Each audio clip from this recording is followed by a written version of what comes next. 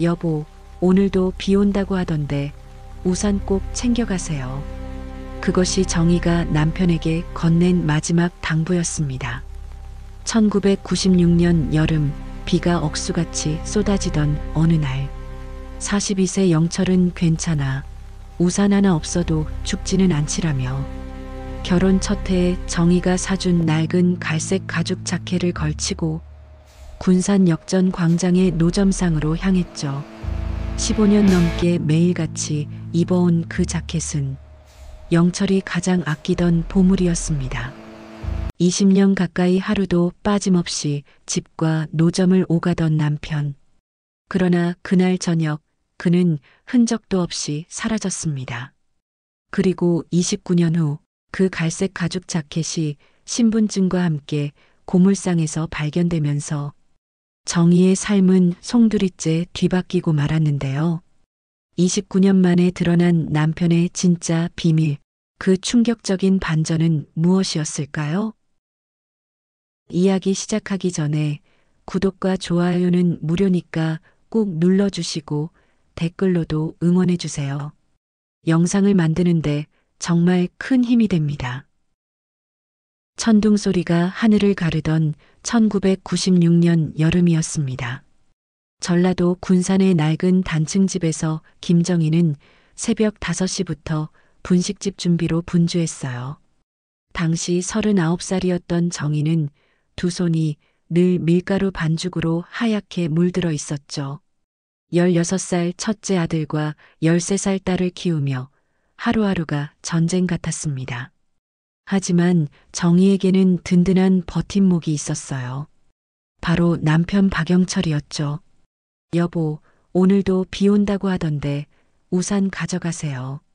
정희가 마당에서 빨래를 널며 영철을 불렀어요. 42살인 남편 박영철은 벌써 1시간째 군산 역전 광장에 나갈 준비를 하고 있었습니다.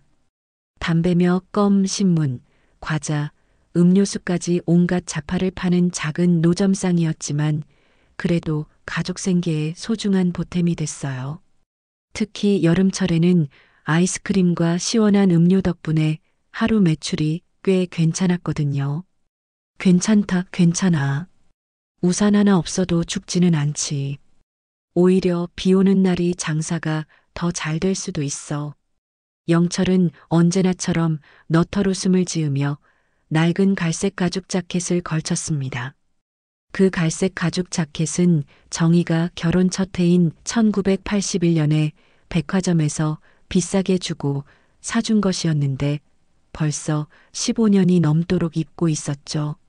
소매 부분이 해져서 실밥이 튀어나와 있고 단추 하나도 떨어져 나갔지만 영철은 그 자켓을 마치 보물처럼 아꼈어요. 정희는 그런 남편을 보며 마음이 복잡했습니다.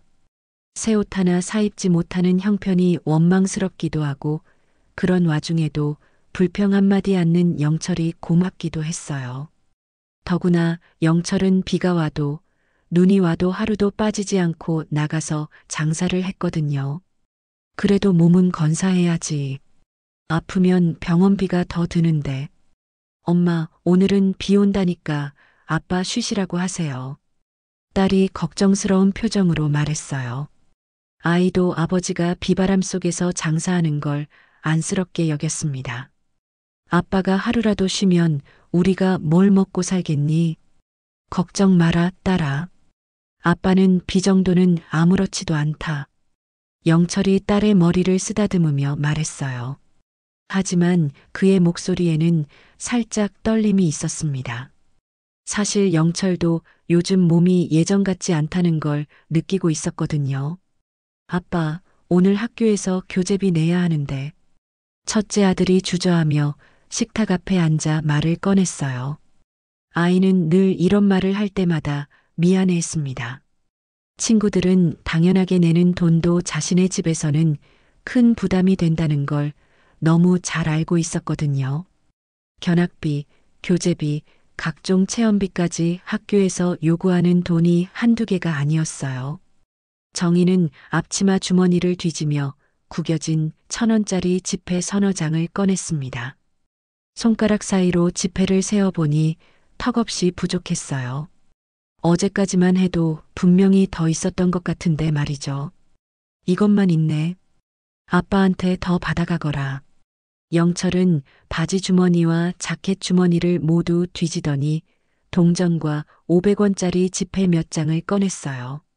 그마저도 부족해서 지갑 안쪽까지 뒤져서 숨겨둔 10,000원짜리 한 장을 꺼내 아들 손에 쥐어줬습니다. 공부 열심히 해야 한다. 아빠처럼 되지 말고 말이다. 너는 대학도 가고 멋진 직장도 구해서 떵떵거리며 살아야 해. 그의 목소리에는 항상 미안함과 애틋함이 섞여 있었어요. 더 나은 아버지가 되고 싶지만 현실이 따라주지 않는 안타까움이 깊게 배어나왔습니다. 영철은 자신이 초등학교도 제대로 못 마친 게 늘 한이었어요. 그래서 아이들만큼은 꼭 공부를 시키고 싶었거든요.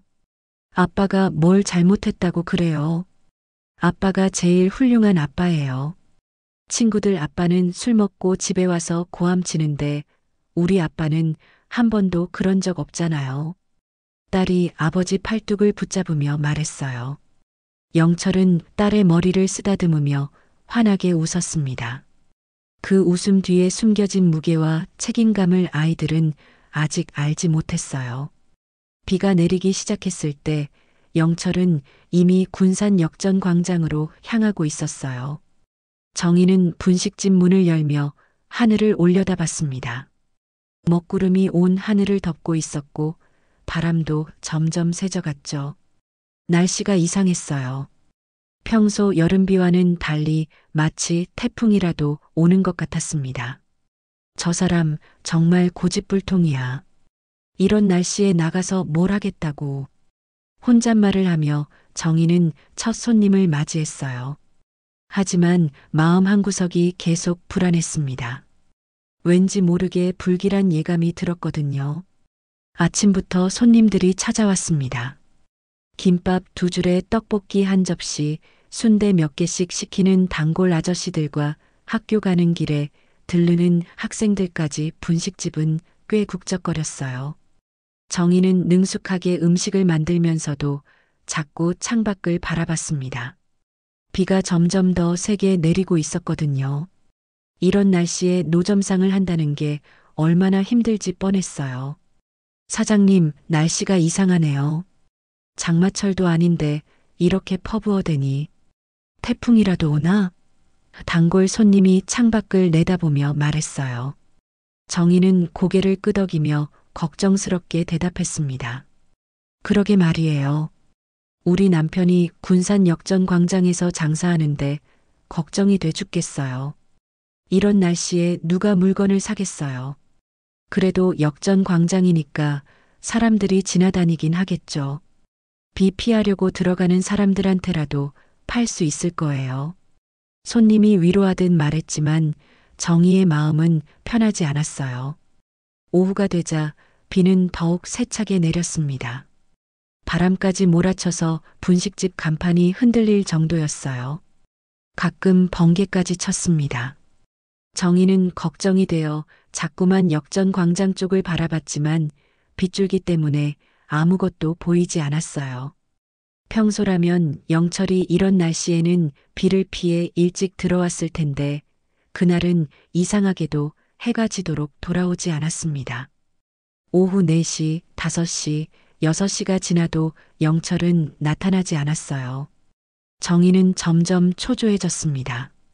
설마 무슨 일이라도 난 건 아닐까 하는 생각이 들기 시작했거든요. 어머니, 아빠가 안 오시네요. 보통 때는 비 오면 일찍 들어오셨는데 오늘은 왜 이러시지? 딸이 불안해하며 창밖을 내다보며 말했어요. 아이도 아버지가 평소와 다르다는 걸 느끼고 있었습니다. 정희도 마음이 조급해졌지만 아이들 앞에서는 태연한 척했습니다. 비 때문에 어디서 피하고 계실 거야. 곧 오실 거다. 걱정 마라. 하지만 정희 자신도 확신이 서지 않았어요. 하지만 저녁 8시가 넘어도 9시가 넘어도 영철은 나타나지 않았어요. 이건 정말 이상했어요. 평소라면 늦어도 7시에는 집에 돌아와 저녁을 함께 먹던 사람이었는데 말이에요. 영철은 가족과의 저녁 시간을 무엇보다 소중히 여겼거든요. 정희는 더 이상 참을 수 없었어요. 우산을 들고 아이들에게 말했습니다. 너희들은 집에 있어. 엄마가 아빠 찾으러 갔다 올게. 절대 밖에 나가지 마라. 빗속을 뚫고 군산 광장에 도착한 정희가 본 것은 충격적인 광경이었어요. 군산 광장은 빗물이 고여 있었고 가로등 불빛이 무릉덩이에 흔들리며 반사되고 있었습니다. 노점상들이 하나둘 짐을 정리하고 있었는데 유독 영철의 자리만 텅 비어 있었어요.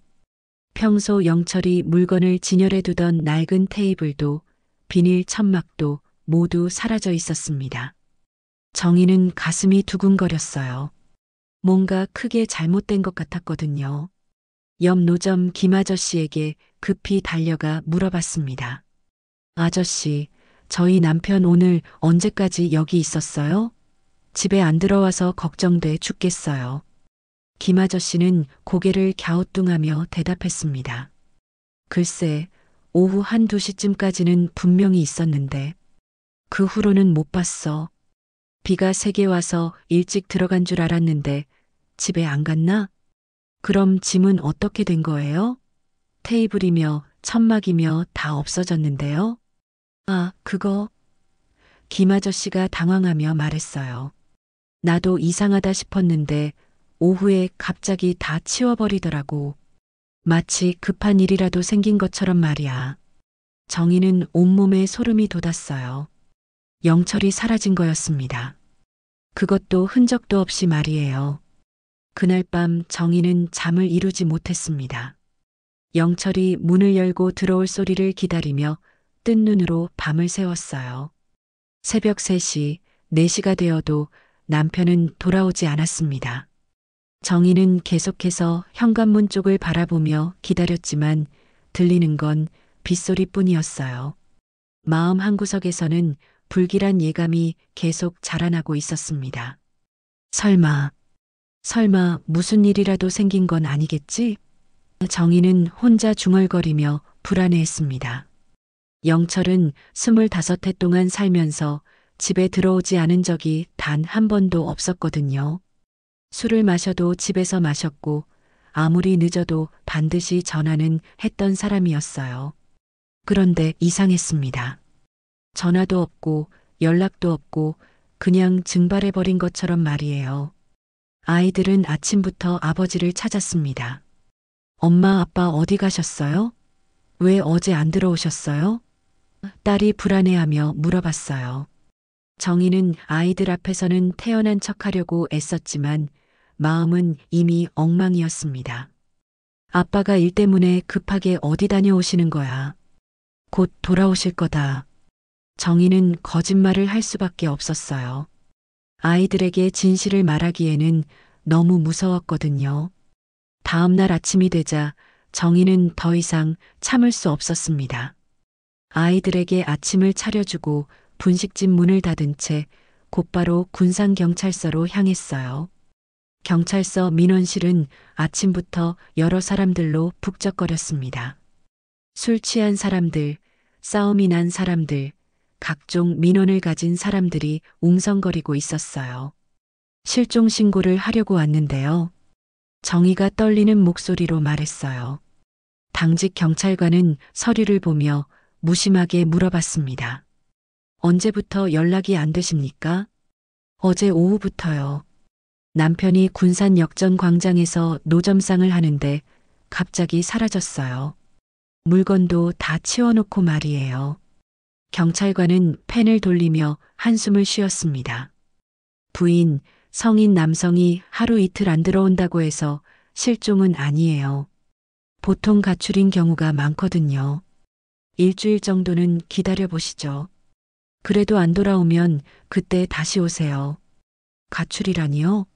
우리 남편이 왜 가출을 해요? 25해 동안 단 하루도 집에 안 들어온 적이 없는 사람이에요. 정희의 목소리가 높아졌습니다. 주변에 있던 사람들이 정희를 바라봤어요. 부인도 아시겠지만 요즘 남자들이 스트레스가 많잖아요.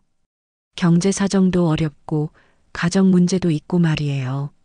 며칠 지나면 꼬리 내리고 돌아올 거예요.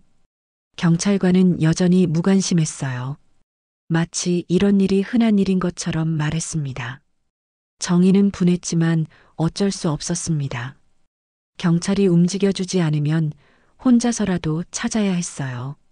정의는 그날부터 영철의 행방을 찾아 나섰습니다. 군산 광장 주변 상인들을 모두 찾아다니며 물어봤지만 아무도 영철이 어디로 갔는지 정확히 아는 사람이 없었어요. 하지만 며칠 후 충격적인 증언이 나왔습니다. 과일 가게 아주머니가 정의를 불러 세운 거예요. 정의야, 너 진짜 몰랐어?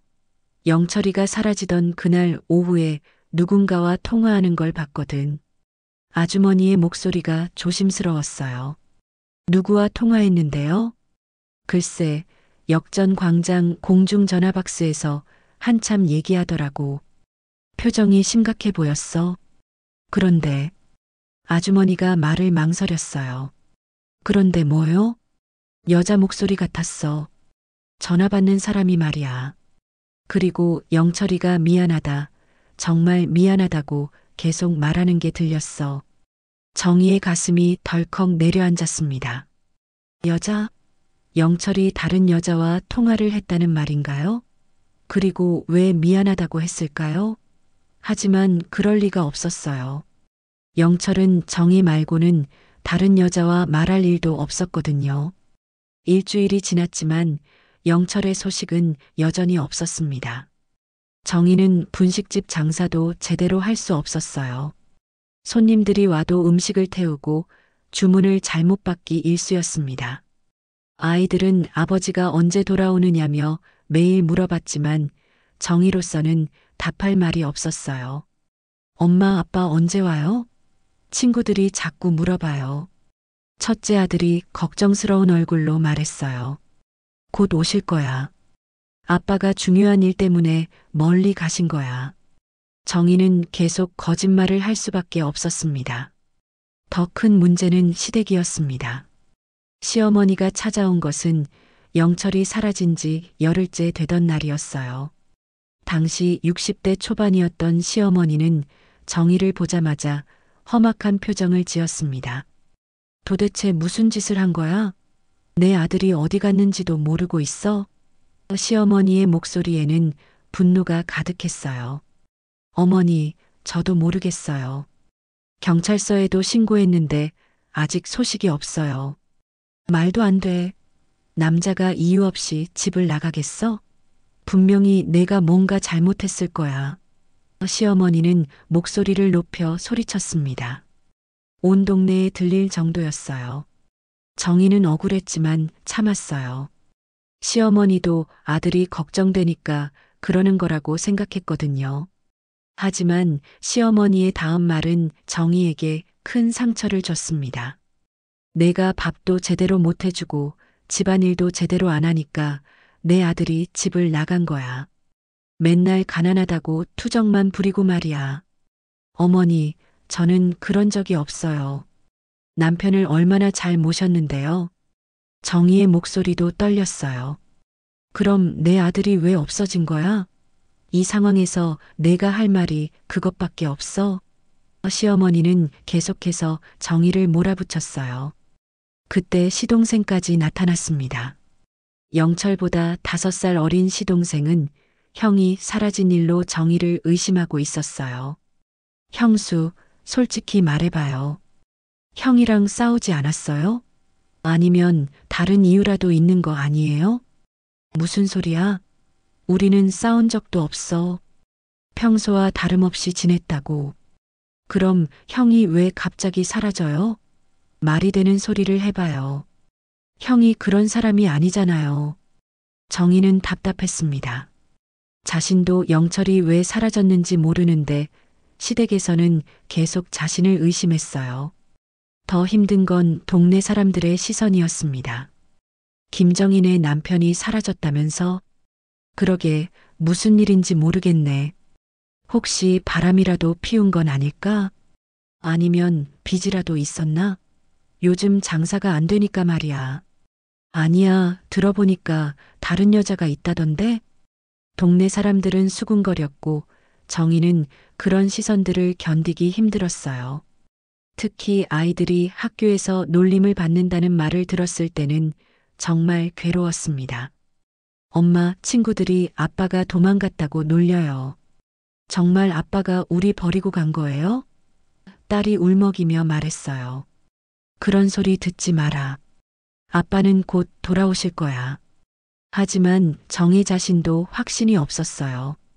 한 달이 지나고 두 달이 지났지만 영철의 소식은 여전히 없었습니다. 경찰서에서는 여전히 가출 가능성이 높다며 적극적으로 수사하지 않았어요. 정희는 혼자서 영철을 찾아 헤맸지만 단서 하나 찾을 수 없었습니다. 그러던 중 충격적인 소문이 들려왔어요. 동네 아주머니들이 하는 말을 들어보니 영철이 사라지기 전에 다른 여자와 자주 만났다는 이야기였습니다. 정희야, 너 정말 몰랐어? 영철이가 젊은 여자랑 만나고 다닌다는 소문이 파다했는데. 무슨 소리예요? 그런 일은 절대 없어요.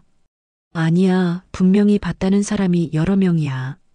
군산 역전 광장 근처 다방에서 젊은 여자랑 앉아 있는 걸 봤다고 하더라고. 그 여자가 임신한 것 같다고도 하고. 정희는 온몸이 얼어붙는 것 같았습니다. 영철이 바람을 피웠다는 말인가요? 임신한 여자와 말이에요? 25해 동안 한결같았던 남편이요? 그 여자가 누군지 아세요? 글쎄, 군산 사람은 아닌 것 같던데. 아무튼 영철이가 그 여자 때문에 집을 나간 게 틀림없어. 정희는 그날 밤 혼자 울었습니다. 남편에 대한 그리움과 배신감이 뒤섞여 마음이 찢어질 것 같았어요.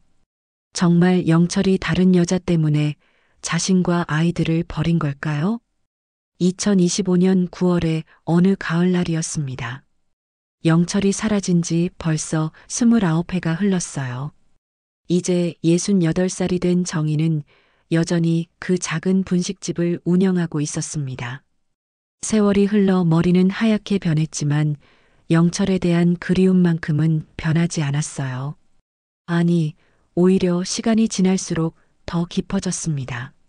어머니, 아직도 아버지 생각하세요? 이제 45살이 된 첫째 아들이 걱정스러운 표정으로 물어봤어요. 아들은 결혼해서 아이도 둘이나 있었지만 여전히 어머니가 걱정됐습니다. 생각 안 할 수가 있겠니? 내 아버지가 어디서 뭘 하고 계실지. 정희의 목소리에는 여전히 그리움이 배어 있었어요. 그런 정희에게 예상치 못한 전화가 걸려왔습니다. 군산의 한 고물상에서였어요. 혹시 박영철 씨 부인이신가요? 고물상 주인의 목소리가 전화기 너머로 들려왔습니다. 네, 맞는데요. 무슨 일이세요? 정희의 가슴이 두근거렸어요. 29년 만에 남편 이름을 부르는 낯선 사람의 전화라니. 저희가 철거되는 건물에서 물건들을 정리하다가 오래된 자켓 하나를 발견했는데요. 주머니에서 박영철 씨 신분증이 나왔거든요. 혹시 찾아가실 수 있나요? 정희는 숨을 크게 들이쉬었습니다. 영철의 자켓? 그 오래된 갈색 가죽 자켓 말인가요? 어디서 발견하신 건가요? 군산역 근처에 있던 오래된 여인숙이에요. 철거하면서 방 안에서 나왔는데 자켓이 꽤 오래된 것 같더라고요. 그런데 다른 물건들도 함께 있어서 연락드린 거예요. 다른 물건들이요? 네, 은행 통장이랑 편지 같은 것들이요. 아무튼 직접 와서 확인해 보세요. 정희는 손이 떨렸습니다. 29년 만에 영철의 흔적이 발견된 거였어요. 정희는 급히 고물상으로 향했습니다. 버스를 타고 가는 동안 온갖 생각이 머릿속을 스쳐갔어요. 정말 영철의 자켓이 맞을까? 그렇다면 영철은 그동안 어디에 있었던 걸까? 고물상에 도착한 정희가 본 것은 정말로 영철의 그 자켓이었습니다. 1981년에 자신이 사준 바로 그 갈색 가죽 자켓이었어요. 세월이 흘러 더욱 낡아 있었지만 분명히 영철의 자켓이었습니다. 이게 정말 우리 남편 자켓이에요. 정희는 떨리는 손으로 자켓을 어루만졌어요. 자켓에서는 오래된 냄새가 났지만 어딘지 모르게 영철의 향기가 남아있는 것 같았습니다. 주머니 안을 보세요. 거기 다른 것들도 있어요. 고물상 주인이 말했어요. 정희는 조심스럽게 자켓 주머니에 손을 넣었습니다. 첫 번째 주머니에서는 영철의 낡은 신분증이 나왔어요. 사진 속 영철은 젊은 모습이었습니다. 42살 때의 모습이죠. 두 번째 주머니에서 나온 건 더욱 충격적이었습니다. 낡은 은행 통장이 하나 있었는데 정희가 모르는 통장이었어요. 통장을 펼쳐보니 1996년부터 몇 년간 입출금 내역이 기록되어 있었습니다. 이게 뭐죠? 정희는 이해할 수 없었어요. 영철이 자신 모르게 만든 통장이었거든요. 더 이상한 건 입금 내역이었습니다. 매월 일정한 금액이 들어와 있었고 출금도 꾸준히 되어 있었어요. 세 번째 주머니에서는 더욱 충격적인 것이 나왔습니다. 낡은 사진 한 장이었어요. 영철이 젊은 여자와 함께 찍은 사진이었습니다. 그 여자는 정희가 본 적이 없는 사람이었어요. 20대 후반으로 보이는 여자가 영철과 다정하게 서 있었습니다. 이게 뭐예요? 정희의 목소리가 떨렸어요. 남편이 다른 여자와 찍은 사진이라니.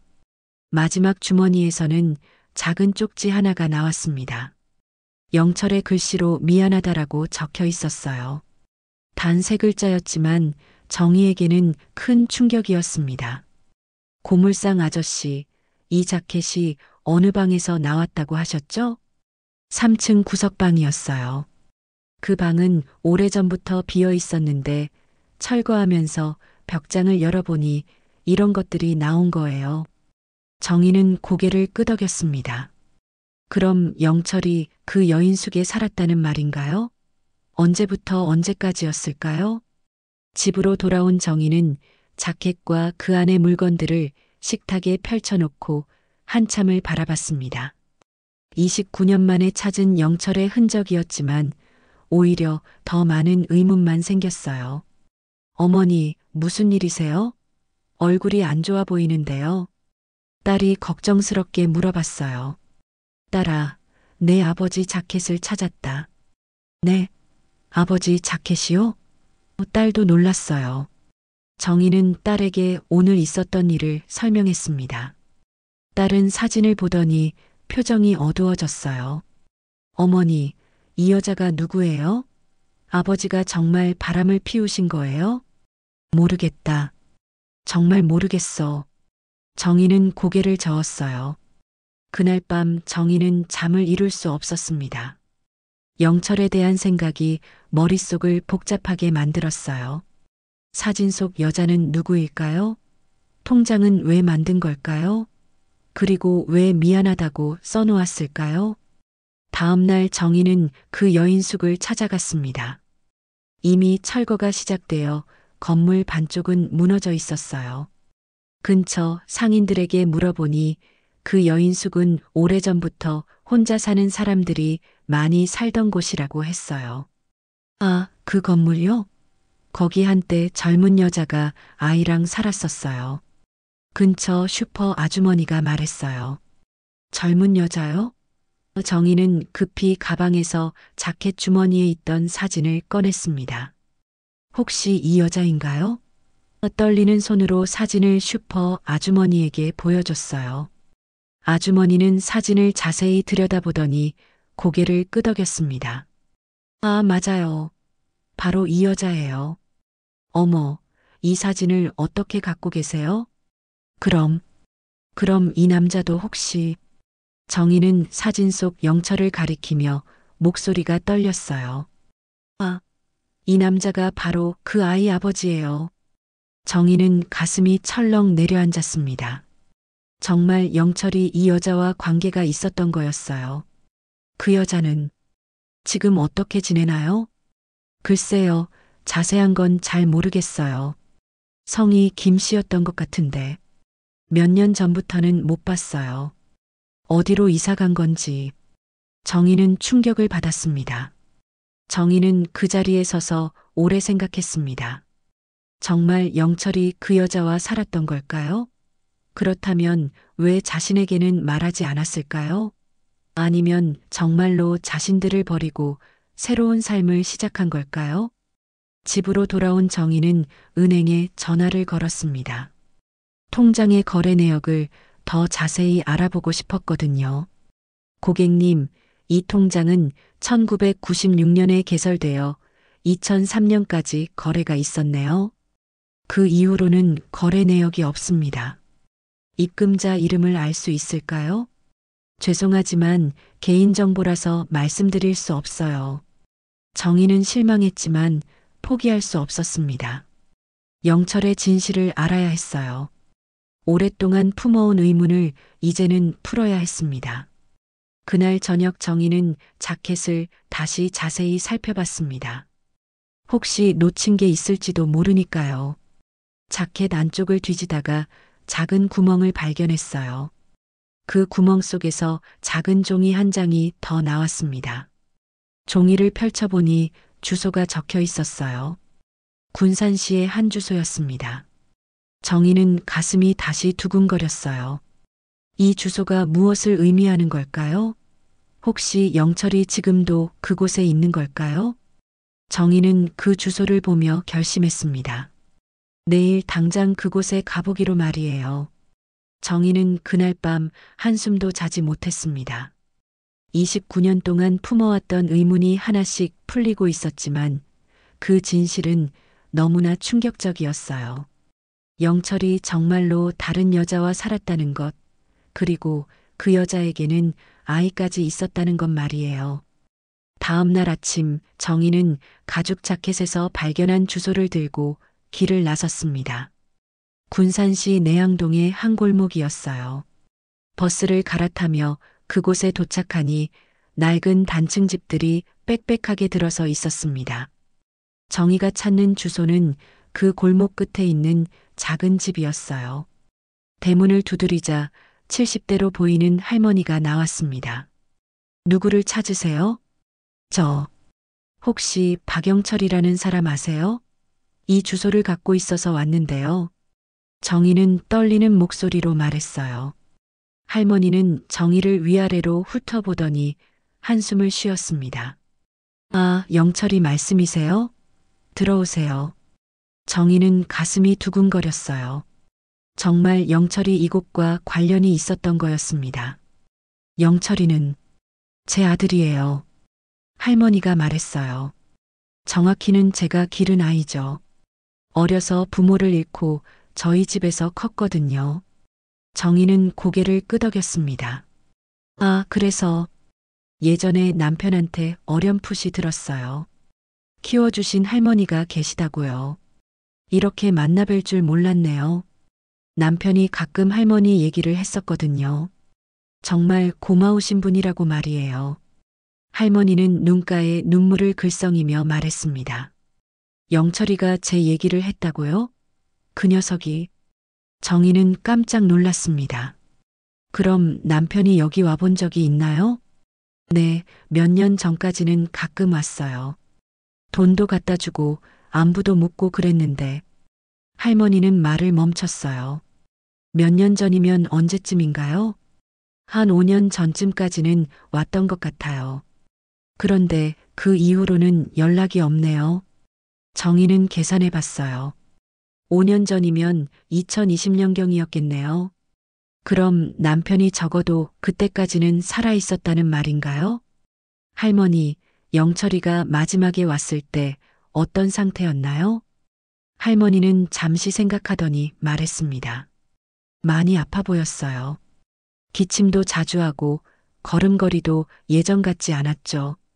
제가 병원 가라고 했는데 돈이 없다고 하더라고요. 그럼 지금 어디 계신지 아세요? 모르겠어요. 그날 할머니, 이제 못 올 것 같다고 하더니 진짜 안 왔어요. 정희는 마음이 복잡했습니다. 영철이 병들어 있었다니. 그리고 돈이 없어서 병원도 못 간다고 했다니. 왜 집으로 돌아오지 않았을까요? 할머니, 혹시 영철이가 다른 여자와 살았다는 이야기 들으신 적 있나요?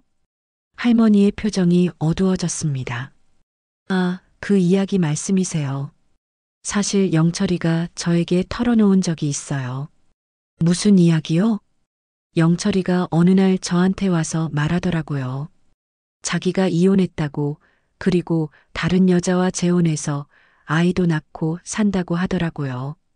정희는 숨이 막혔어요. 뭐라고요? 처음에는 저도 깜짝 놀랐어요. 영철이가 그럴 사람이 아닌데 싶어서 말이에요. 하지만 본인이 직접 그렇게 말하니까 정희는 온몸에 힘이 빠졌습니다. 영철이 할머니에게까지 거짓말을 한 거였나요?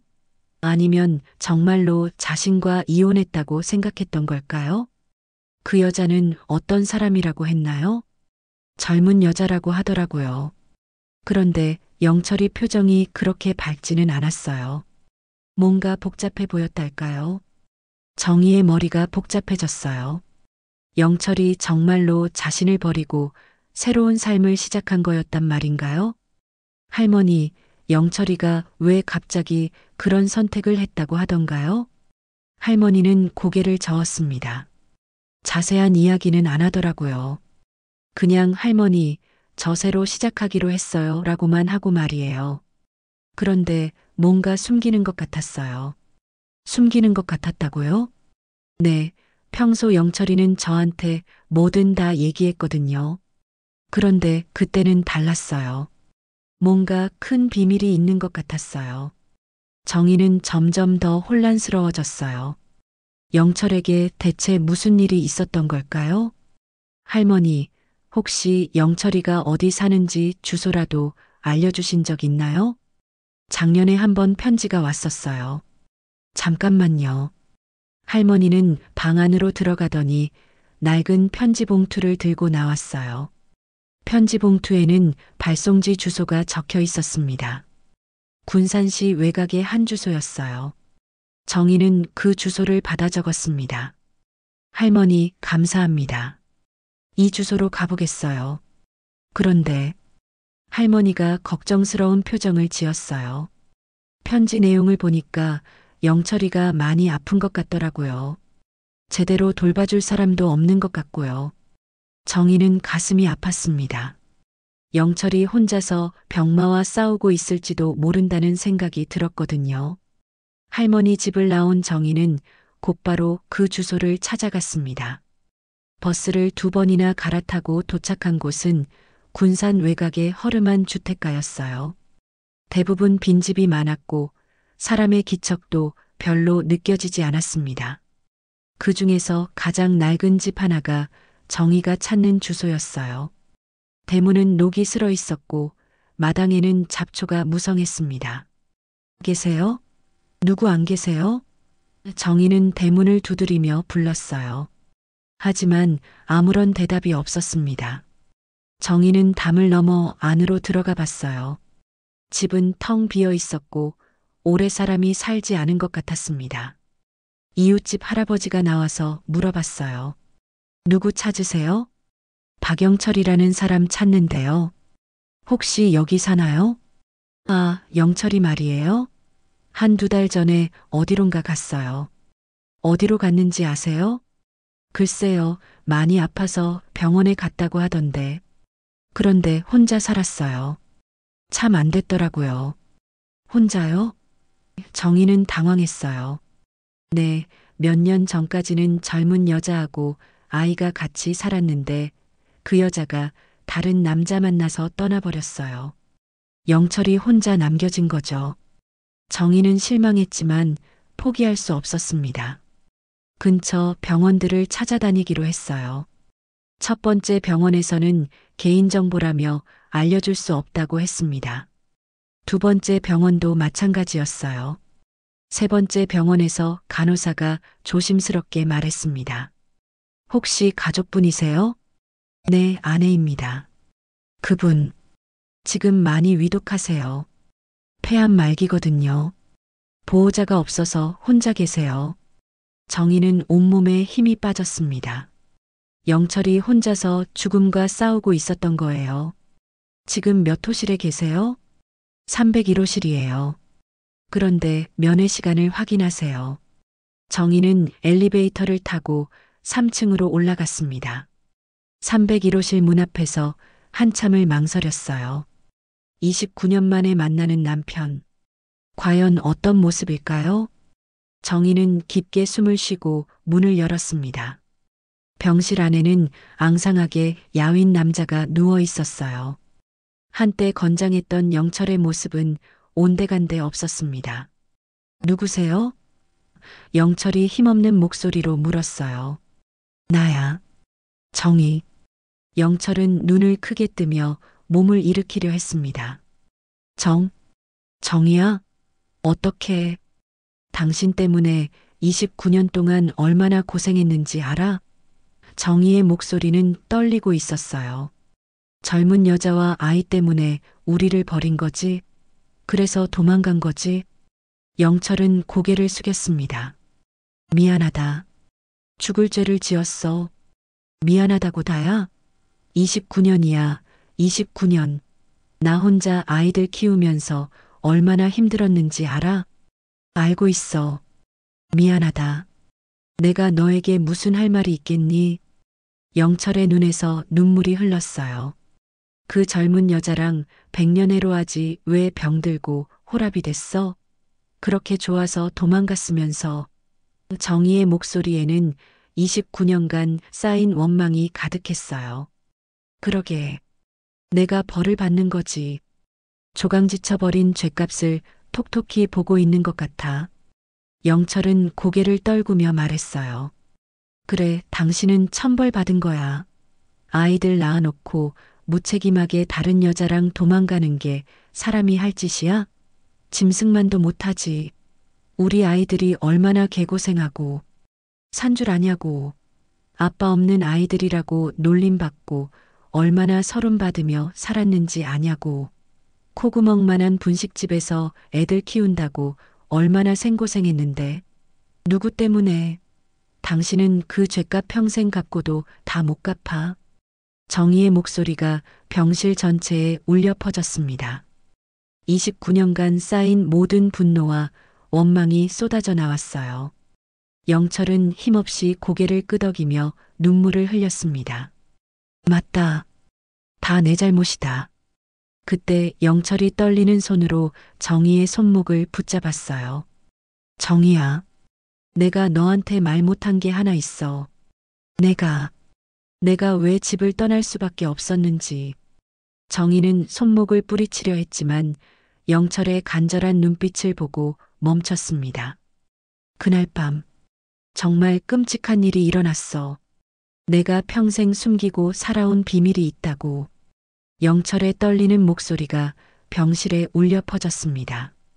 정희야, 그날 밤 나는 정말 돌이킬 수 없는 일을 저질렀어. 정희는 영철의 손을 뿌리치며 소리쳤어요. 무슨 소리야? 또 변명하려고? 아니야, 변명이 아니라 진실이야.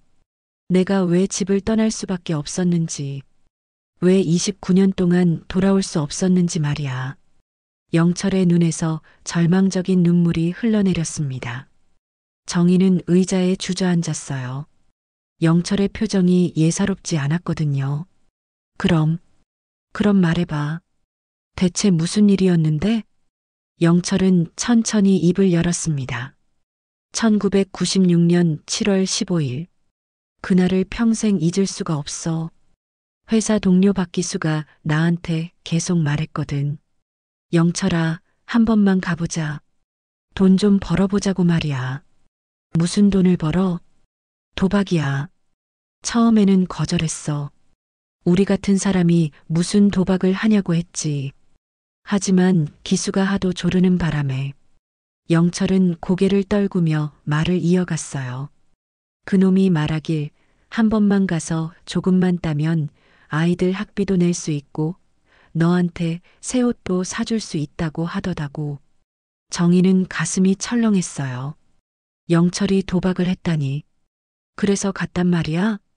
그날 저녁 군산역 광장 뒤쪽에 있는 허름한 건물 지하에 갔어. 거기가 도박장이었어. 처음 가보는 곳이었는데 사람들이 꽤 많았어. 나는 무서워서 구석에 앉아 있었는데 영철의 목소리가 점점 작아졌어요.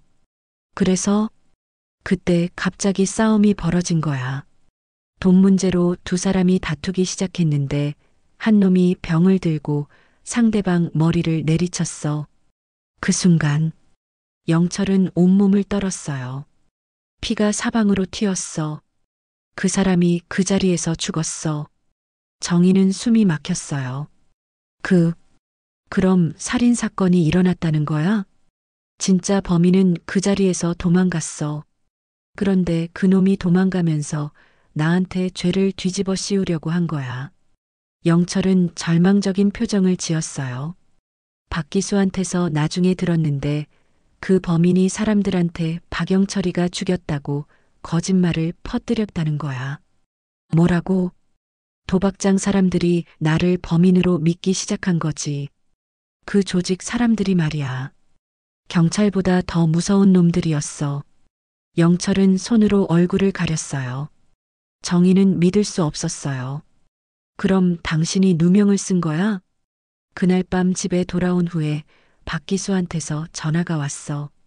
영철아, 도박장 조직원들이 너를 범인이라고 생각하고 있다. 그 사람들이 너를 찾으러 올 거다. 빨리 도망가라고 하더라고. 영철은 온몸을 떨었어요. 그럼 경찰한테 신고하지 그랬어. 도박장 자체가 불법이었잖아.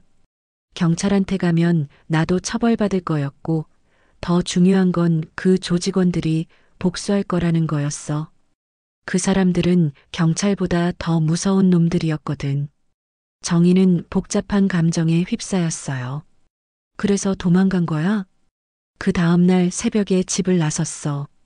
너와 아이들한테 피해가 갈까봐 무서웠거든. 그 조직 사람들이 집에 와서 너희들을 위협하면 어떻게 하겠어? 아이들이 다칠 수도 있잖아.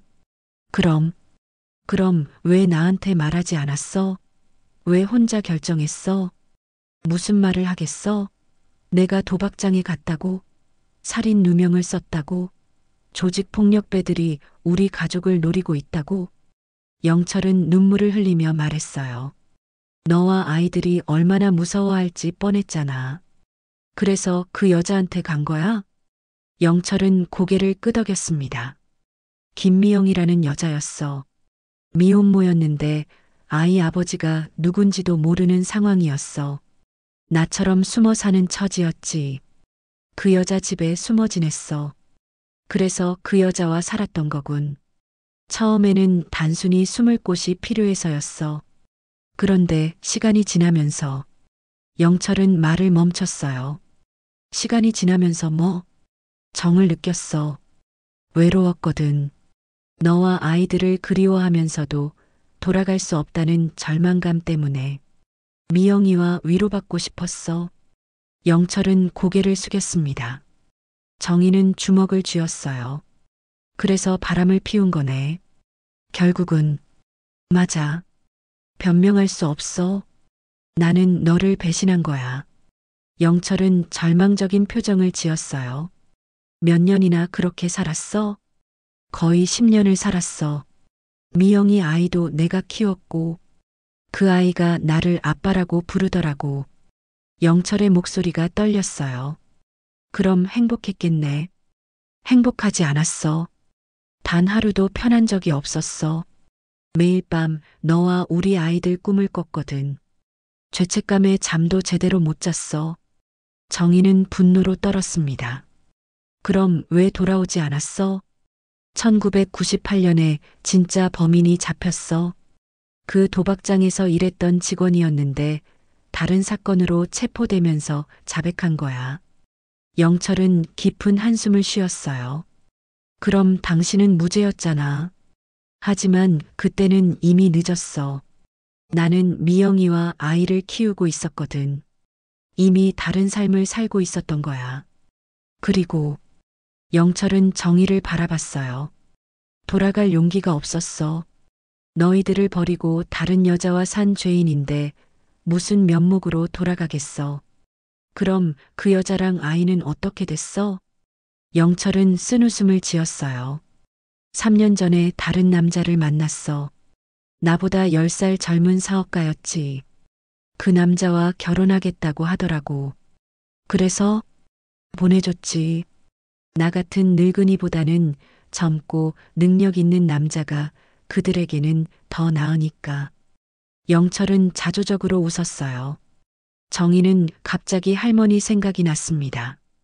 내양동에 사시는 할머니가 그러시던데 당신이 이혼하고 재혼해서 아이 낳고 산다고 했다던데 어떤 게 진실이야? 영철은 당황한 표정을 지었어요. 할머니를 만났어? 응, 만났어. 그런데 할머니한테는 왜 그런 거짓말을 했어? 할머니는 나를 어릴 때부터 키워주신 분이야. 가끔 가서 안부 인사하는 정도였는데 자세한 얘기를 하기가 그래서. 영철은 고개를 떨구며 말했어요. 이혼해서 재혼해서 아이 낳고 산다고 했지. 할머니가 걱정하실까 봐서 말이야. 그럼 미영이랑 결혼한 게 아니야? 아니야. 그냥 같이 살았을 뿐이야. 할머니가 자세히 묻는 것도 싫고 더 이상 복잡한 얘기하고 싶지 않아서 그렇게만 말한 거지. 정희는 허탈했습니다. 그래서 혼자 남은 거야? 그때부터 혼자 살기 시작했어. 공사장에서 막일하면서 하루하루 버텼지. 그런데 몸이 점점 안 좋아졌어. 기침도 나고 숨도 차고. 영철은 가슴을 누르며 말했어요. 병원은 왜 안 갔어? 돈이 없었어. 미영이한테 모든 돈을 다 줬거든. 그리고 영철은 정희를 바라봤어요. 솔직히 죽고 싶었어? 너희들을 배신한 죄책감에 살 이유를 찾을 수가 없었거든. 정희는 눈물이 났습니다. 분노와 동정, 원망과 안타까움이 뒤섞인 복잡한 감정이었어요.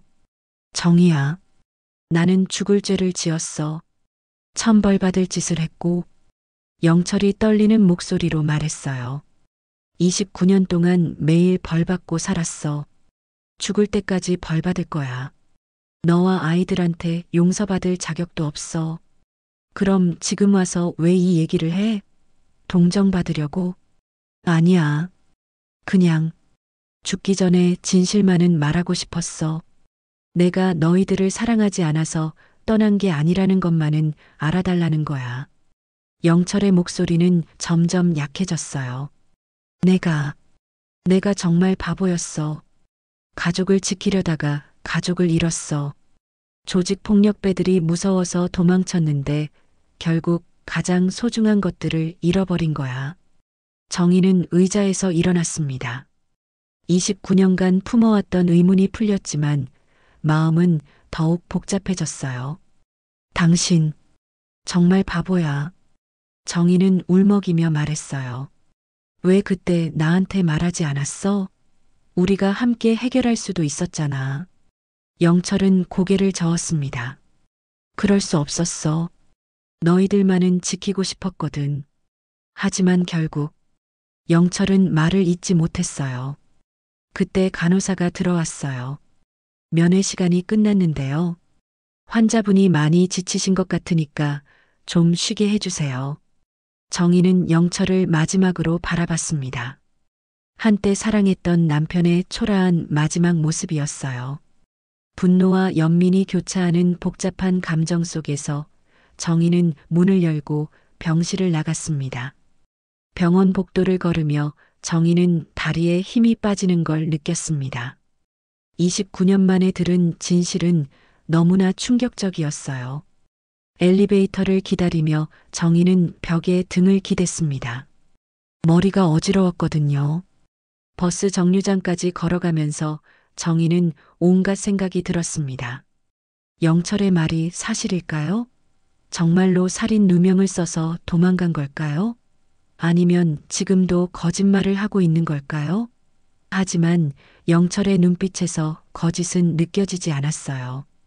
절망과 후회로 가득 찬 진실한 눈빛이었습니다. 집으로 가는 버스 안에서 정희는 창밖을 바라보며 회상했습니다. 사실 29년 동안 가족관계 등록부를 정리하지 않았던 이유가 있었어요. 주변 사람들은 남편이 죽었는지 모르는데 이제 정리해야 되지 않느냐고 했지만 정희는 차마 그럴 수 없었습니다. 언젠가 남편이 돌아올지도 모른다는 희망 때문이었어요. 설마 정말 다른 여자와 살고 있을 거라고는 꿈에도 생각하지 못했죠. 바보 같은 여자. 정희는 혼잣말을 했습니다. 29년 동안 혼자 기다린 자신이 한심했어요. 집에 도착한 정희를 본 딸이 깜짝 놀랐습니다. 어머니, 얼굴이 왜 그래요? 무슨 일 있었어요? 아니다, 괜찮다. 정희는 대답했지만 목소리가 떨렸어요. 어머니, 거짓말 마세요. 뭔가 큰일이 일어난 것 같은데요. 딸이 정희의 손을 잡았어요. 정희는 더 이상 참을 수 없었습니다. 딸아, 내 아버지를 찾았다. 딸은 눈을 크게 뜨며 놀랐어요. 네, 아버지를요? 어디서요? 병원에. 폐암으로 많이 아프셔서 병원에 입원해 계셔. 그럼 지금 당장 가봐야 하는 거 아니에요? 오빠한테도 연락하고요. 정희는 고개를 저었습니다. 아직 말하지 마라. 엄마가 좀 더 생각해 볼 시간이 필요해.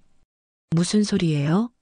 29년 만에 아버지를 찾았는데 뭘 더 생각해요? 내 아버지가 다른 여자와 살았어. 20년 넘게 말이야. 정희는 힘들게 말했어요. 딸은 충격을 받았습니다. 뭐라고요? 아버지가 바람을 피웠다는 거예요? 복잡한 사정이 있었다고는 하지만 결국 우리를 버리고 다른 여자와 산 거야. 딸은 분노했습니다. 그럼 왜 지금 와서 찾아요? 아프니까 생각난 거예요? 그게 아니라 엄마가 찾아간 거야. 그때 첫째 아들이 들어왔습니다. 집 앞에서 어머니와 여동생이 심각하게 얘기하는 소리를 들었거든요. 어머니, 무슨 일이에요? 정희는 아들에게도 같은 이야기를 했습니다. 아들의 반응은 더욱 격렬했어요. 어머니, 그 사람한테 가지 마세요.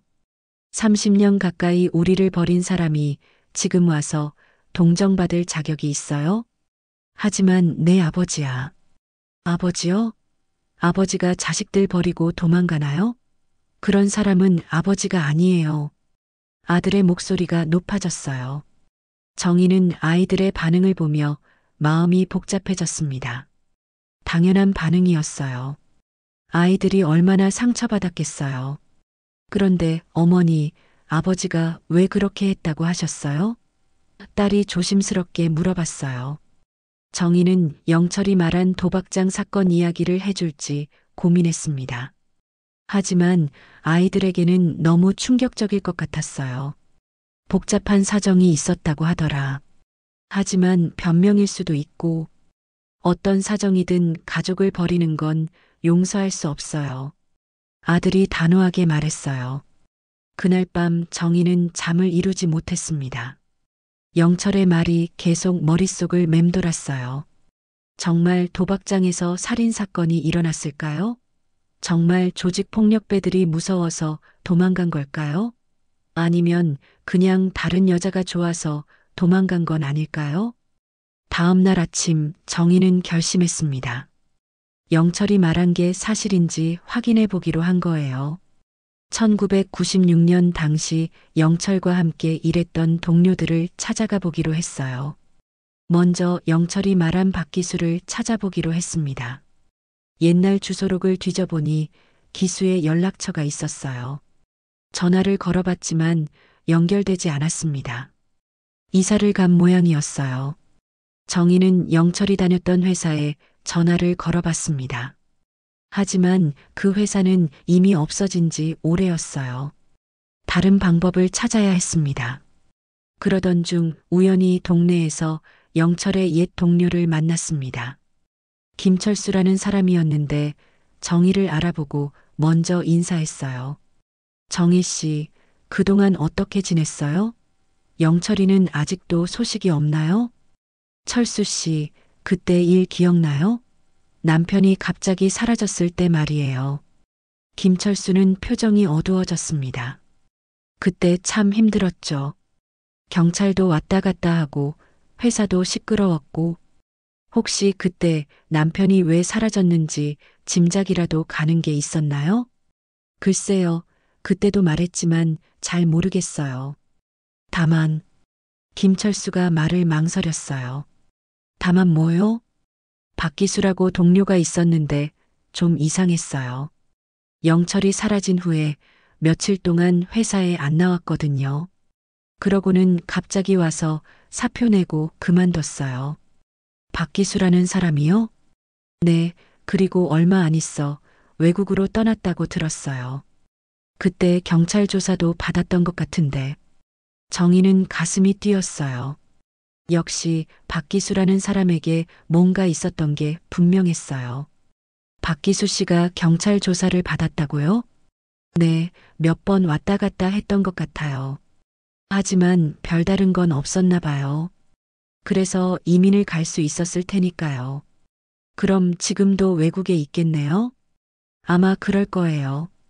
29년이나 됐으니 완전히 그쪽 사람이 됐겠죠. 정희는 실망했습니다. 결국 진실을 확인할 방법이 없는 거였어요. 철수 씨, 그때 남편에 대해 어떤 소문이 있었나요? 글쎄요. 여러 소문이 있었죠. 어떤 사람은 바람 피워서 도망갔다고 하고, 어떤 사람은 빚 때문이라고 하고, 정말 여러 가지였어요. 그 중에서 철수 씨는 뭐라고 생각하세요? 김철수는 잠시 생각하더니 말했습니다. 솔직히 영철이가 바람 피울 사람 같지는 않았어요. 그 사람 정희 씨만 바라봤잖아요. 항상 가족 얘기만 했고, 그럼 뭐 때문이었을까요? 모르겠어요. 하지만 분명한 건 영철이가 자발적으로 떠난 건 아닌 것 같다는 거예요. 뭔가 어쩔 수 없는 이유가 있었을 것 같아요. 정희는 김철수의 말을 들으며 조금은 수긍이 되었습니다. 적어도 단순히 바람 피워서 도망간 건 아닐 수도 있겠다는 생각이 들었어요. 철수 씨, 감사해요. 많은 도움이 됐어요. 철수 씨, 사실 남편을 찾았어요. 하지만 정희는 말을 잇지 못했어요. 네, 영철 씨를 찾았다고요? 살아있었어요? 김철수는 깜짝 놀라며 정희의 어깨를 붙잡았어요. 네, 살아있어요. 병원에 입원해 계세요. 어머, 이게 무슨 일이에요? 29년 만에. 그럼 그동안 어디 계셨던 거예요? 김철수의 목소리가 흥분으로 떨렸어요. 다른 여자와 살았대요. 정희는 힘들게 말했어요. 김철수는 할 말을 잃었습니다. 그럼 정말 바람을. 복잡한 사정이 있었다고는 해요.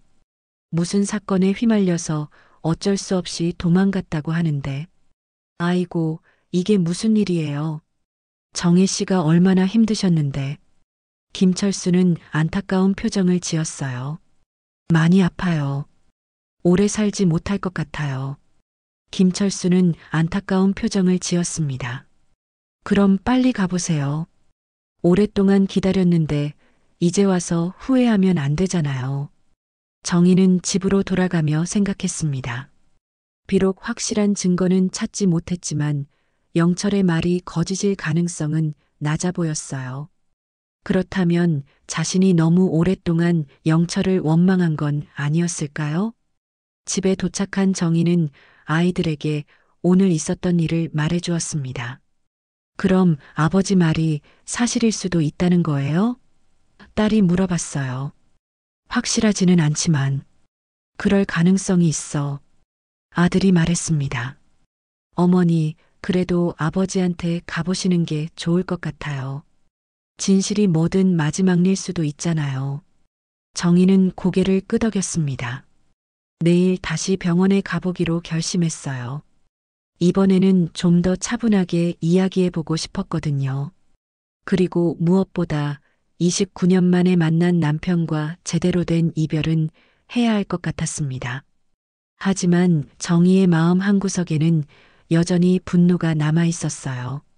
아무리 어쩔 수 없는 사정이 있었다 해도 가족을 버리고 다른 여자와 산 것만은 쉽게 용서할 수 없었거든요. 다음 날 오전 정희는 다시 병원으로 향했습니다. 어제와는 달리 마음이 조금 차분해져 있었어요. 밤새 생각해 보니 영철이 거짓말을 할 이유가 없다는 생각이 들었거든요. 죽음을 앞둔 사람이 마지막까지 거짓말을 할 필요가 뭐 있겠어요. 병원 엘리베이터에 오르면서 정희는 가슴이 두근거렸습니다. 오늘은 어떤 이야기를 나눌까요? 어제처럼 소리를 지르며 원망하지는 않을 작정이었어요. 하지만 마음 한구석의 분노는 여전히 사라지지 않았습니다. 301호실 문을 열고 들어가자 영철이 창밖을 바라보고 있었어요. 어제보다 더 야위어 보였습니다.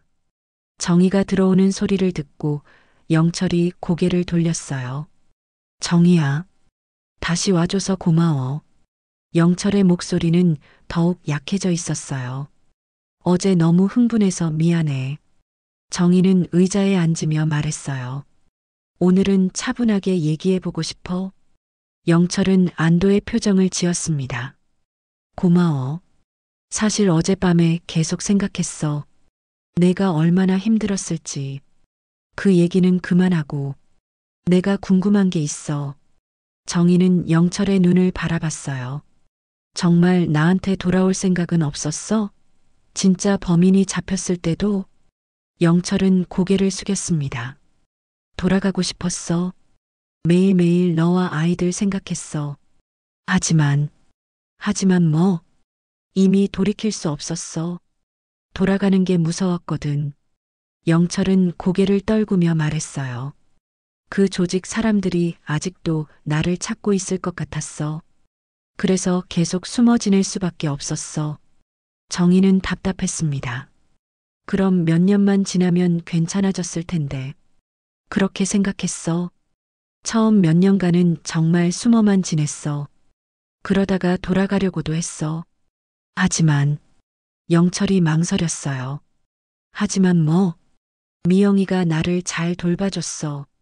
아프면 약 사다 주고 밥도 해주고 그렇게 지내다 보니까 정이 들었어. 영철의 목소리가 작아졌어요. 정희는 가슴이 아팠습니다. 그래서 우리한테 돌아오지 않은 거야? 시간이 지날수록 돌아가기가 더 어려워졌어. 너희들을 버리고 다른 여자와 산 죄인이 되어버렸잖아. 무슨 면목으로 돌아가겠어? 영철은 눈물을 글썽였어요. 그럼 우리 아이들은? 우리 아이들도 아빠가 필요했는데. 알고 있어. 그래서 더 괴로웠어. 미영이 아이를 버릴 수도 없고 너희들한테 돌아갈 수도 없고. 영철은 자책하며 말했어요. 정희는 잠시 침묵했습니다. 분노보다는 허탈감이 더 컸어요. 미영이는 정말 다른 남자 만나서 떠났어? 2021년이었어. 그때 나는 이미 늙고 병들어 있었어. 사회생활도 제대로 못하고 미영이한테 뭘 해줄 수 있었겠어. 영철은 쓴웃음을 지었어요. 그 남자는 어떤 사람이었어? 젊고 능력 있는 사업가였어. 미영이한테 안정된 생활을 보장해줄 수 있는 사람이었지. 미영이가 나한테 말했어. 오빠 미안해요. 저는 더 나은 삶을 살고 싶어요라고. 정희는 복잡한 감정이 들었습니다. 그래서 보내줬어? 어떻게 붙잡겠어? 나는 미영이한테 아무것도 해줄 수 없었어. 늙고 병든 남자가 젊은 여자를 붙잡고 있을 자격이 있겠어. 영철의 목소리에는 체념이 배어 있었어요. 그 아이는? 그 남자가 입양하겠다고 했어. 법적으로도 정식으로 아버지가 되겠다고 하더라고. 그 아이에게는 그게 더 좋은 일이었어. 그럼 지금은? 모르겠어. 잘 살겠지. 그 이후로는 소식을 몰라.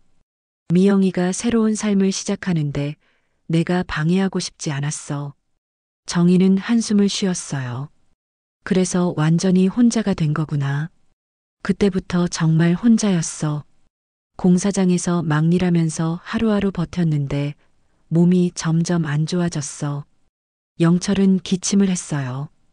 병원은 왜 안 갔어? 돈이 없었어. 그리고 솔직히 죽고 싶었어.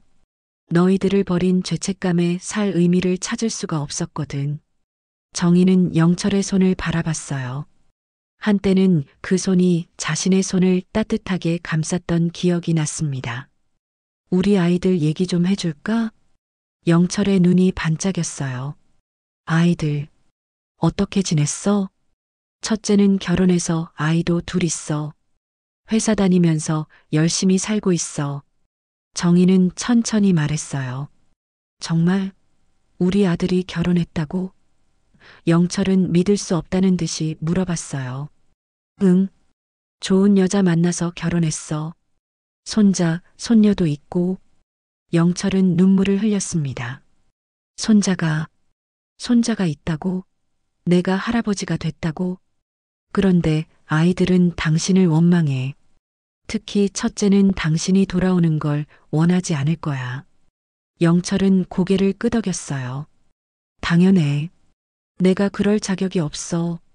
둘째도 결혼은 안 했지만 좋은 직장 다니면서 잘 살고 있어. 그런데 아직도 당신을 기다리고 있어. 미안해. 정말 미안해. 영철은 계속 눈물을 흘렸어요. 정희는 가방에서 사진 한 장을 꺼냈습니다. 손자, 손녀 사진이었어요. 이 아이들이 내 손자, 손녀야. 영철은 떨리는 손으로 사진을 받았습니다. 어머, 이렇게 컸어? 정말 예쁘네. 아들을 닮았네. 손자는 7살, 손녀는 5살이야. 내가 이 아이들 할아버지라고? 영철은 사진을 가슴에 안고 울었어요. 정희는 그런 영철을 보며 마음이 아팠습니다. 분노보다는 안타까움이 더 컸어요. 내가 하나만 물어볼게. 정희는 진지하게 말했어요. 응, 뭐든지 물어봐. 만약에 시간을 되돌릴 수 있다면 그날 밤 도박장에 안 갔을 거야? 영철은 잠시 생각하더니 대답했어요. 당연히 안 갔을 거야. 그 하루가 내 인생을 망쳤어. 너희들까지 불행하게 만들었고. 그럼 미영이라는 여자는 어떻게 생각해? 미영이는 영철이 망설였어요. 미영이는 좋은 사람이었어. 나를 돌봐주고 위로해줬지. 하지만 너를 대신할 수는 없었어. 너는 내 인생의 전부였는데 미영이는 그냥 외로움을 달래주는 사람이었을 뿐이야. 정희는 복잡한 기분이었어요. 영철의 말이 진실인지 거짓인지 알 수 없었지만 적어도 후회하고 있다는 건 분명해 보였어요. 아이들한테 뭔가 말하고 싶은 거 있어? 영철은 잠시 생각하더니 말했습니다. 미안하다고 말해줘. 아빠가 너무 바보였다고. 그리고 사랑한다고. 직접 말하지 그래? 영철은 고개를 저었어요. 아이들이 나를 보면 더 상처받을 거야. 차라리 이대로. 그때 갑자기 영철이 기침을 심하게 했어요. 피가 섞인 기침이었습니다.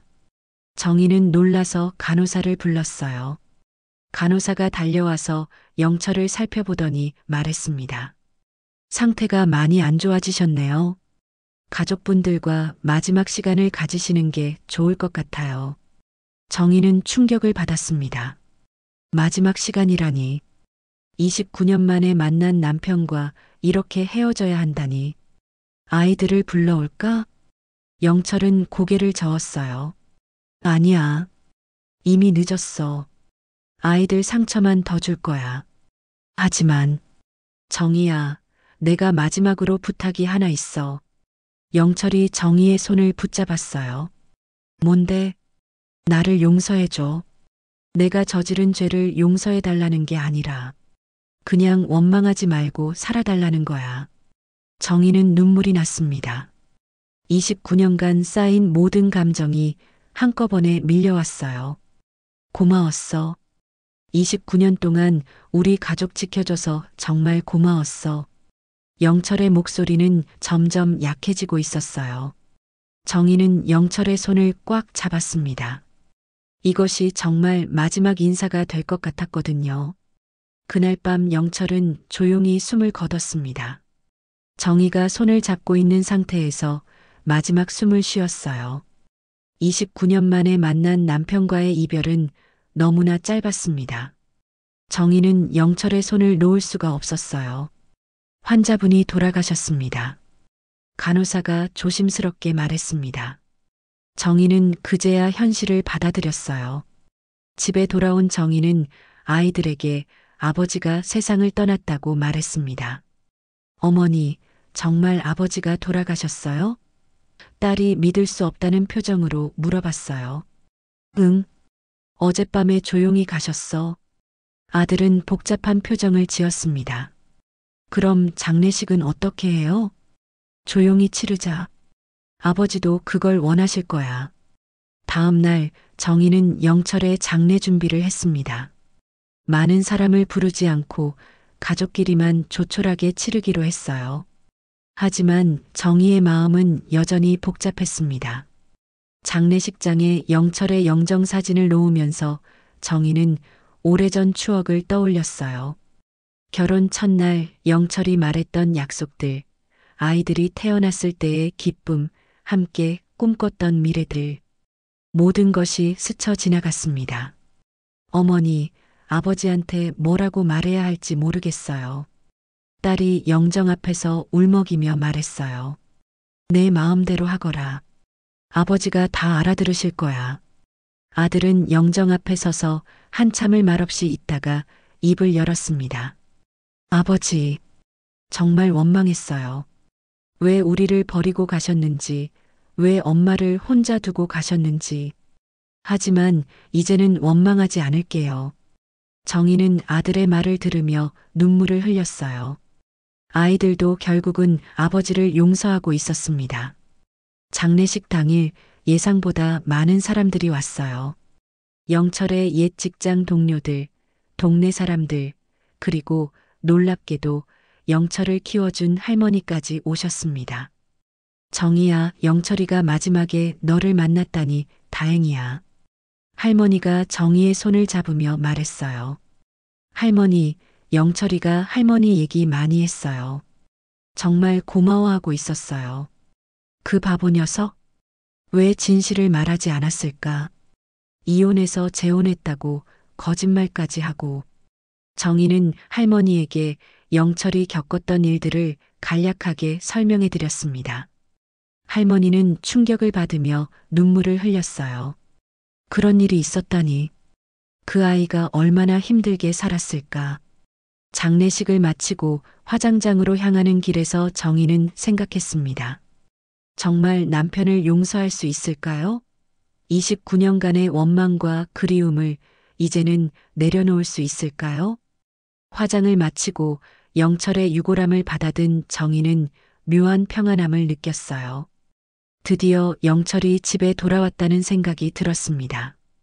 어머니, 아버지를 어디에 모실 거예요? 아들이 물어봤어요. 집에 모시자. 아버지가 그토록 돌아오고 싶어 했던 우리 집에 말이야. 집에 돌아와서 영철의 유골함을 거실에 모셨습니다. 정희는 영철의 사진 앞에 앉아 마지막 대화를 나눴어요. 여보, 이제 집에 왔어. 29년 만에 말이야. 정희의 목소리는 담담했어요. 나도 많이 힘들었어. 당신이 왜 떠났는지, 어디에 있는지, 살아있기는 한 건지. 모든 게 궁금했어. 하지만 이제는 알겠어. 정희는 잠시 말을 멈췄다가 다시 입을 열었습니다. 당신이 무서워서 도망갔다는 것도 이해해. 하지만 다른 여자와 살았던 것만은 쉽게 용서할 수 없어. 그래도 정희는 한숨을 쉬었어요. 그래도 당신도 많이 괴로웠겠구나. 매일 우리 생각하면서 살았다는 걸 믿을게. 다음 날부터 정희의 일상이 조금씩 변하기 시작했습니다.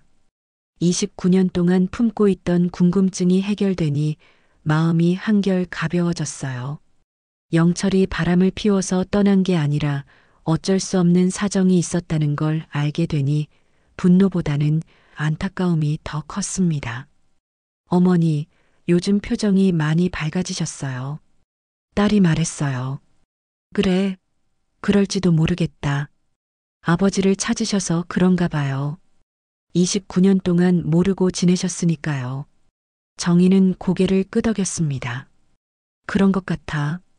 궁금한 게 풀려서 그런가 봐.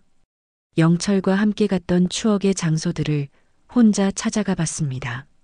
세월이 많이 흘러 풍경은 많이 달라져 있었지만 그때의 기억만은 생생했습니다. 여보, 여기 기억나? 우리가 처음 손잡았던 곳이야. 정희는 혼잣말을 하며 웃었어요. 공원 벤치에 앉아 정희는 지난 일들을 정리해 봤습니다. 29년간의 원망과 그리움, 그리고 마지막 며칠간의 용서와 이해. 모든 것이 하나의 이야기로 완성된 것 같았어요. 한 달 후 정희는 중요한 결정을 내렸습니다. 그동안 정리하지 못했던 가족관계 등록부를 정리하기로 한 거예요. 어머니, 정말 정리하실 거예요? 아들이 물어봤어요. 응, 이제 정리할 때가 됐어. 아버지도 편히 쉬셔야지. 구청에 가서 절차를 밟는 정희의 마음은 복잡했습니다. 이것으로 정말 영철과의 인연이 끝나는 건 아닐까요? 하지만 이제는 영철을 보내줄 때가 된 것 같았어요. 신고인과 사망자의 관계가 어떻게 되시죠? 공무원이 물어봤어요. 배우자입니다. 남편이에요. 정희는 또렷하게 대답했어요. 서류를 제출하고 나오는 길에 정희는 홀가분함을 느꼈습니다. 그동안 정리하지 못했던 마음의 짐을 이제야 내려놓는 기분이었어요. 집에 돌아와서 정희는 영철의 사진 앞에 앉았습니다. 이제 정말 보내줄게. 당신도 이제는 편히 쉬어. 미안하다고 사랑한다고 전해달라고 했지? 아이들한테 다 전해줬어. 아이들도 당신을 용서하고 있어. 정희는 잠시 말을 멈췄다가 다시 입을 열었습니다. 나도 당신을 용서할게. 완전히 용서하지는 못하겠지만 적어도 원망은 하지 않을게. 당신도 나만큼 힘들었을 테니까. 저녁이 되자 아이들이 모여들었습니다. 온 가족이 함께 저녁을 먹으며 영철 이야기를 나눴어요. 이번에는 원망이 아닌 추억으로 말이에요. 아버지가 나 어릴 때 놀이터에서 그네 밀어주시던 기억나요? 딸이 말했어요. 나도 기억나요. 아버지가 자전거 타는 법 가르쳐 주셨던 것도. 아들도 웃으며 말했어요. 정희는 그런 아이들을 보며 흐뭇했습니다. 이제야 영철이 정말 집으로 돌아온 것 같았어요. 그날 밤 정희는 오랜만에 편안한 잠에 들었습니다. 오랜만에 처음으로 영철에 대한 걱정 없이 잠들 수 있었어요.